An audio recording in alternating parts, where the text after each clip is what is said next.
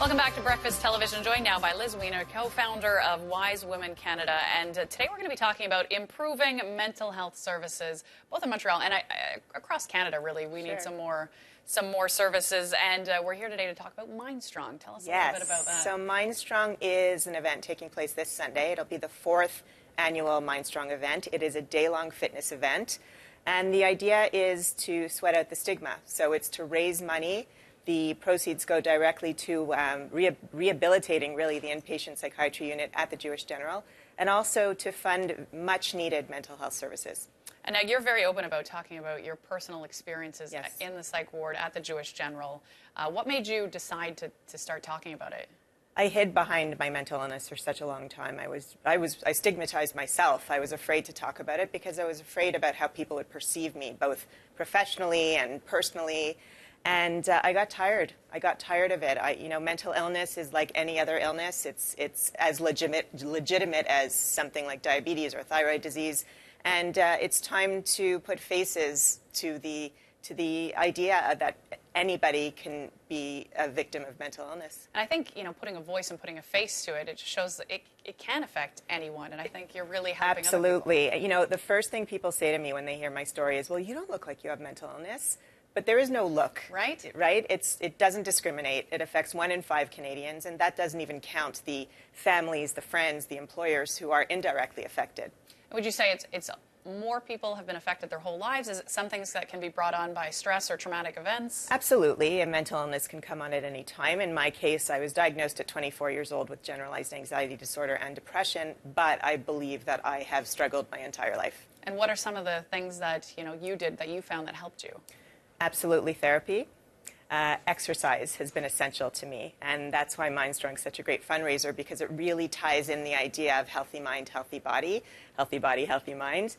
Spending the day exercising in this incredible environment with a bunch of passionate people who are all there to break the stigma. And how important to you was a support system? It's essential. I don't think anybody could get through a mental illness episode without having people around them to support them, to talk to them, to drag them to a yoga class if necessary. I do love yoga. And what was kind of the final straw for you that decided, I need to get help? I just was tired of how I was feeling. I was tired of just feeling debilitated by my illness, and it was time to do something about it and really to take control. I think my whole life I'd let my mental illness control me, and I decided I didn't need to be defined by it, and I was going to take control. Such a good story of, regaining power. Regaining power, exactly. What are some of the signs that people can look for if, their friends aren't at the stage where they're ready to get help, or they're talking about it yet? Like, what can they look for in their friends or their family? If you think somebody might be going through something. I think definitely people who are struggling tend to isolate themselves. They don't like to leave the house. They start avoiding social activities.